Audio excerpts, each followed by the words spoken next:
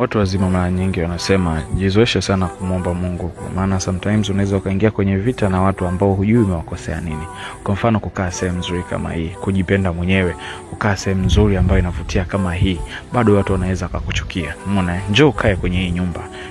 Chumba master na jiko kubwa sana, chumba master na jiko ndani ya fence, kila kitu unajitegemea. Chumba ni kikubwa mno. Nyumba ni nzuri mno. Inaweza kukufanya mpaka ndugu zako kukuchukia. Sehemu ni nzuri mno. Kwa wale wanaopenda maendeleo wanaweza sikuchukie. Kwa wale wengine ambao wanapenda naniliwa wanaweza kukuchukia. Hii ni sehemu yako, unaweza kaeka kabati au viatu vyako safi kabisa. Chumba chako ni hiki hapa, kikubwa kabisa. Feni ni inapepea. Umeona, jiko lake ni kubwa kabisa. Maji yanatoka mpaka ndani na makabati yako safi kabisa.